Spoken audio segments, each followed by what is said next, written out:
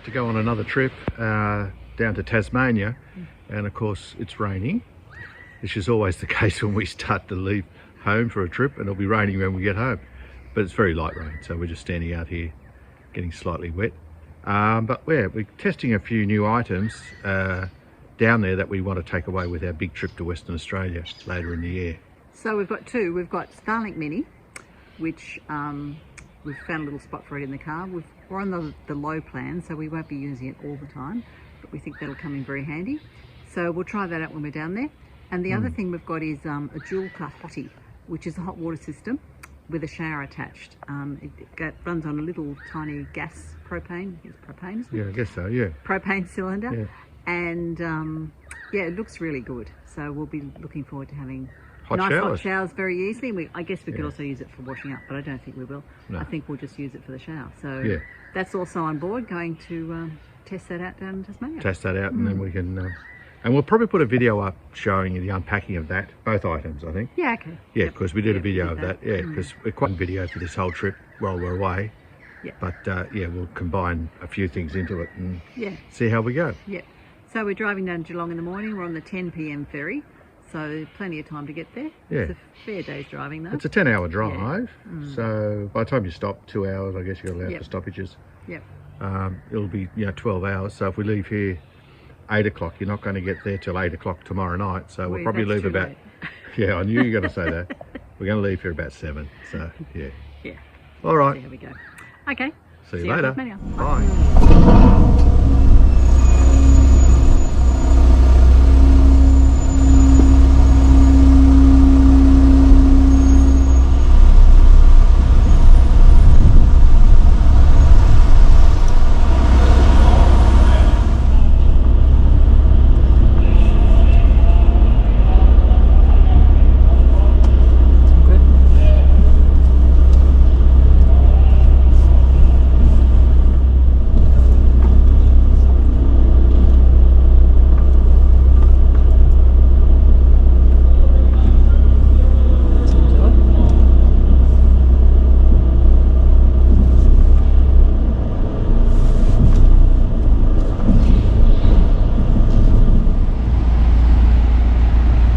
On our first full day in Tasmania, we decided to go to Doctor's Rocks for morning tea and then to our favourite place for lunch at Boat Harbour.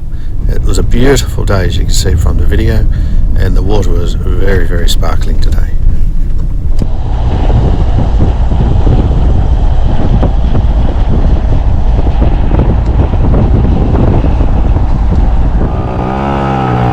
Here we are riding along with our grandson on the property at Yolla. He's giving us a bit of a tour of some of the land, some of the paddocks they've got, and he has great fun. They enjoyed using the GoPro with the mount on their chest.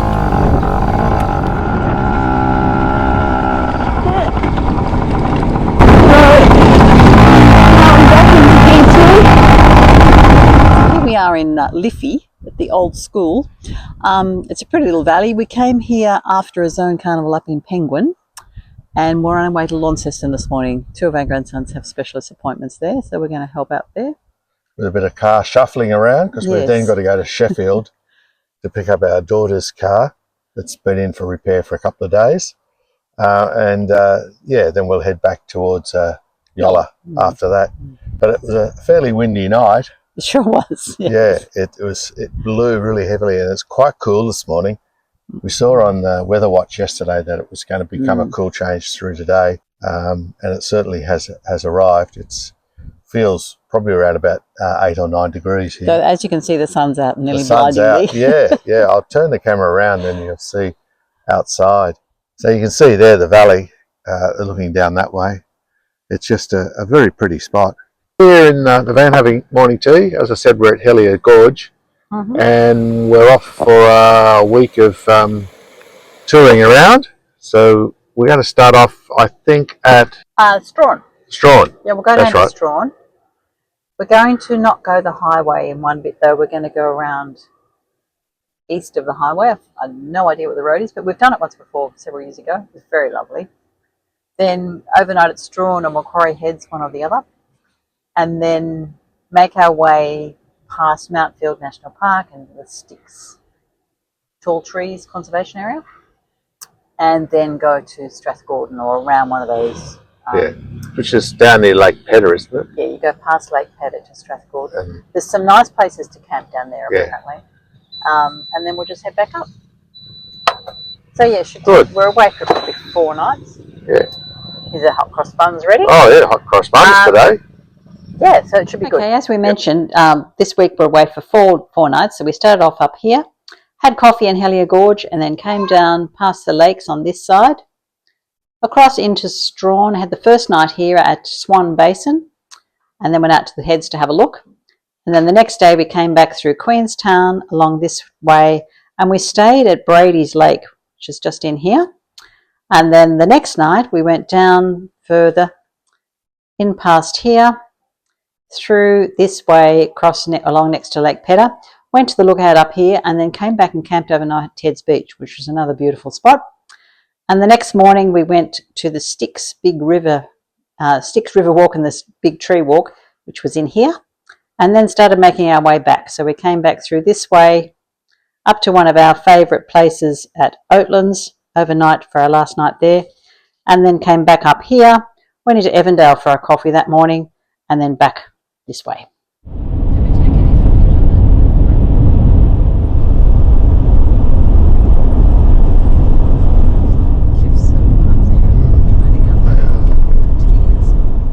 For lunch today we stopped at Lake Plimsoll, which is a lovely still lake, as you can see here. And coincidentally I stopped there in 2019 when we did our cycling trip in Tasmania, but it was a wet and cold day that day.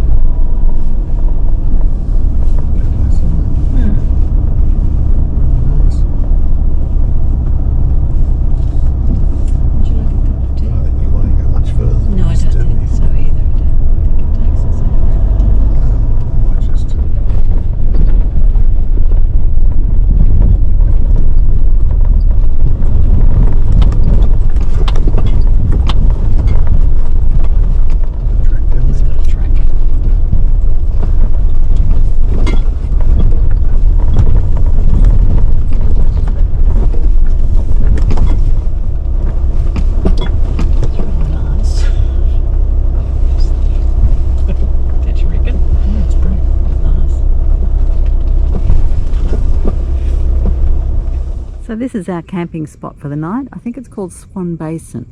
It's out of Strawn towards Macquarie Heads. So this is part of Macquarie Harbour, and it's just a beautiful spot. There's a bit of a rough road in here, but nobody else is here. I think we have, no, we don't have a swan. Got a bird out, a couple of birds out there. Yeah, so it's lovely. Just mountains in the distance and lovely water. I'll spin you around and you can see where the van is. I only just see where the van is. It's just got a little spot in the trees here, just up from the water.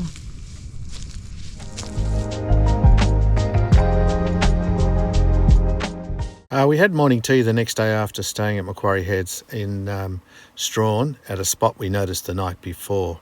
It was just a beautiful day again. Get Asana, that's cool what they do, but then you get Tudor that send Trenton and Mazzato and they just come 7th and 8th, so come on boys. So you're including just because Maro, that's where Jaco can get their results and we're approaching that podcast. So being a bias.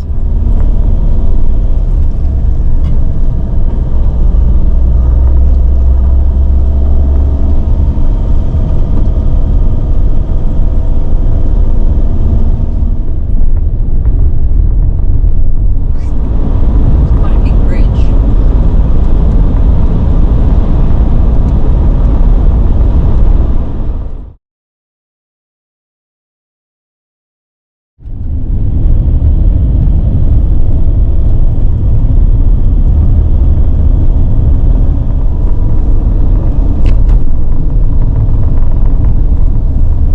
camping or staying overnight at Brady Lake, which is very close to Bronte Lakes, on the road from Queenstown to Hobart, basically. So we've been through Derwent Bridge, and we're just sort of camped up here in this nice spot by the water. And there's a bit of a breeze coming, but yeah, it looks pretty good spot. And we're going to make a video on setting up the Starlink. Maren's going to be my able assistant. A tripod, especially, is designed to take the Starlink mount. So you just open it, push it down, and I'll take this. Yes, it just sits down there in an unobstructed position, and now we'll get the Starlink itself. So Maren's going to get it out, and then attached to it is the cable, 15 metre length cable. I'll now take all of that. Yep, I've got it all, and we will set it up basically on the stand here. Cable from here across to the cowfish controller that sits inside our electrical box. We now take the end of this and we just plug it in there into the cowfish itself, which is done. And then we're going to take the 12 volt SIGGI cable, this one. I'm probably going to change that over to an Anderson plug because I think this one's a bit loose. You plug that into the top panel there, and the light's on. You can see the reflection now in there. You do get this message determining the alignment adjustment may be necessary in a moment for best performance. So it'll just take a little bit of time then, just as I said, the search for the internet, for the satellites. A couple of times I've started it up. It has actually done a software update as well. There we go. Align Starlink by 20 degrees. You can see that now. So we simply go there, and you can see it needs to turn in the direction of the arrow. So I'll go over and do that. As you can see now, it's all aligned. The Starlink is in the rectangular box. It's all lit up bright to tell you it's in the right position, and also you get that message there, Starlink is aligned. So yeah, we should now be able to get good internet. We've been getting around 150 megabits per second from it. The only thing you have to be wary about is your data usage. You can see we only have 100 gigabyte. We're on a 100 gigabyte plan, and we've used so far 25 gigs. So 25% of that 100 gigs, and that's only been over 3 nights actually we've used it. So last night we did use a bit more. I had the Xbox on Flight Sim, and Maren was also watching videos. So yeah, we'll go through it, and where possible, where we've got Optus or Telstra coverage, we'll probably just use that. But days like today, when there's absolutely zero coverage, it's going to be fantastic. We have made a video on unboxing the Starlink Mini and all the components that come with it. So we'll put a link in the description that will take you to the YouTube video itself.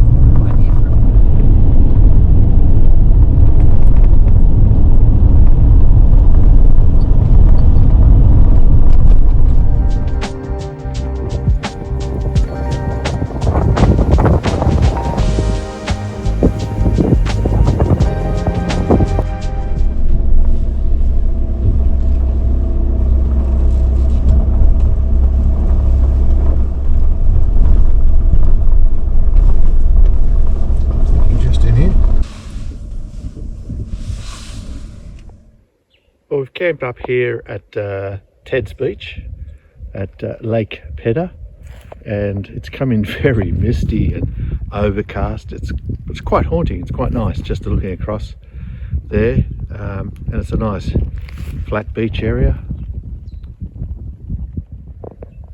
There are a few other campers down here as well, just camped on the foreshore here. Well, that's the end of part 1 of our video. We'll have a part 2 out shortly. So until next time, stay safe.